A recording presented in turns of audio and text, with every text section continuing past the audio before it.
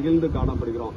அதாவது பாவத்தோடு இருக்கிறவனுக்கும் பாவத்தை அறிக்கை செய்து கொஞ்சம் கொஞ்சமாக பரிசுத்தமாக இருக்கிறவர்களுக்கும் வித்தியாசம் உண்டு. அவர்கள் பாவத்தோடு இருக்கிறவர்கள் பாருங்க, அவர்களுடைய உள்ளத்திலே ஒரு மகிழ்ச்சி இருக்காது, சந்தோஷம் இருக்காது.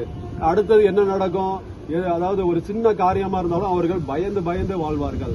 ஆனால் நாம ரட்சிக்கப்பட்டோம் என்றால், ரட்சிக்கப்படுகிற பிள்ளைகளை பாருங்க, எவ்வளவு பெரிய பிரச்சனைகள் வந்தாலும் அவர்கள் சோர்ந்து போக மாட்டார்கள், அவர்கள் துக்கப்பட மாட்டார்கள், அவர்கள் சந்தோஷமாக காணப்பட. எவ்வளவு பெரிய பிரச்சனைகள் வந்தாலும், அதாவது இந்த நாட்களில் பிரச்சனைகளும் பார்த்தா என்ன, நமக்கு மிஞ்சி மிஞ்சி போனா பண பிரச்சனை, கடன் பிரச்சனை, குடும்பத்துல சமாதானம் இருக்காது, அல்லது ஏதாவது ஒரு காரியத்துல துக்கம் வரும்.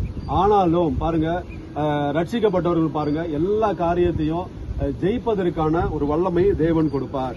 அதனால அவர்கள் அந்த ரட்சிப்பினால் மகிழ்ந்து, ரட்சிக்கப்படுகிறவர்கள் மகிழ்ச்சியாக இருப்பார்கள். ஏனென்றால் அவருடைய பாவங்கள் போக்கப்பட்டிருக்கும். அவர்கள் பரிசுத்தமாக தேவனுக்கு பிரியமுள்ளவர்களாக வாழ்கிறது நிமித்தமாக அவர்கள் மகிழ்ச்சியோடு இருப்பார்கள். எங்கள் தேவனுடைய நாமத்திலே கொடியேற்றுவோம். அப்படிப்பட்ட மகிழ்ச்சியோடு காணப்படுகிறவர்கள் தேவனுடைய நாமத்திலே கொடியேற்றுவோம். இந்த நாட்கள்ல நாம ரட்சிக்கப்பட்டது நிமித்தமாக நாம இந்த நாட்கள்ல சந்தோஷமாக இருக்கிறோம், மகிழ்ந்து காணப்படுகிறோம். அந்த மகிழ்ச்சியோடு இருக்கிறவர்கள் தேவனுடைய நாமத்திலே கொடியேற்றும்படியாக அவர்கள் தான் தேவனுடைய நாமத்தின் நிமித்தமாக கொடியேற்றுவார்கள். உமது வேண்டுதல்கள், அப்பொழுது பாருங்க, உமது வேண்டுதல்களை எல்லாம் கர்த்தர் நிறைவேற்றுவாராக. நாம மகிழ்ந்து இந்த நாட்களில், அதாவது கொடியேற்றும்படியாக இந்த நாட்களில் கடந்து வந்திருக்கிறோம். அவருடைய நாமத்தை, அவருடைய நாமத்தில், இது நான் கொடியேற்றனால என்னுடைய நாமத்திலோ அல்லது வேற ஒருத்தருக்கு கொடியேற்றனால அவருடைய நாமத்திலோ அப்படி கிடையாது. தேவனுடைய நாமத்திலே கொடியேற்று நாட்கள்ல தேவனுடைய நாமத்திலே கொடியேற்றும்படியாக கடந்து வந்திருக்கிறோம். அப்பொழுது நம்முடைய வேண்டுதல்களை எல்லாம் கர்த்தர் நிறைவேற்றுவாராக. ஹல்லேலூயா. இந்த நாட்கள்ல நாம நம்முடைய வேண்டுதல்கள், நம்முடைய விண்ணப்பங்கள் நாம கொடியேற்று, மகிழ்ந்து, துக்கத்தோடு அல்ல, நன்றாக விளங்கணும், துக்கத்தோடு அல்ல, மகிழ்ச்சியோடு நாம கொடியேற்றும் போது நம்முடைய எல்லா வேண்டுதல்களையும் கர்த்தர் நிறைவேற்றுவார். ஹல்லேலூயா.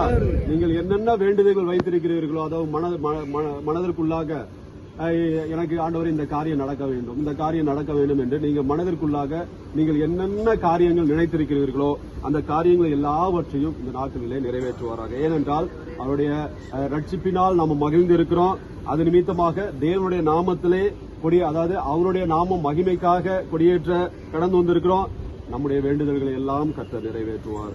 ஹல்லேலூயா. உங்களுடைய இந்த நாட்களில் இந்த கொடியேற்ற நிமித்தமாக நம்முடைய தேவனுடைய நாமம் மகிமைப்படுவது நிமித்தமாக நம்முடைய வேண்டுதல்களை, இந்த கொடி பறக்கிறது நிமித்தமாக இங்க ஒரு திருச்சபை இருக்கிறது. இங்க போனா நம்முடைய பாவங்களுக்கு மீட்பு உண்டு. நம்முடைய ஜபத்தை இறைவன் கேட்பார். அங்க ஏதோ ஜபம் நடந்து கொண்டிருக்கிறது எல்லாரும் கண்டுகொள்ளும்படியாக அவருடைய நாமத்தின் நிமித்தமாக, அவருடைய நாமத்திற்கு மகிமையாக இந்த நாட்கள்ல நாம கொடியேற்ற போகிறோம். அப்படி அவருடைய நாமம் மகிமைக்காக ஏற்றுகிறபடியால் நம்முடைய வேண்டுதல், நாம அவரை மகிமைப்படுத்துகிறோம், அவருடைய நாமத்தை உயர்த்துகிறோம்.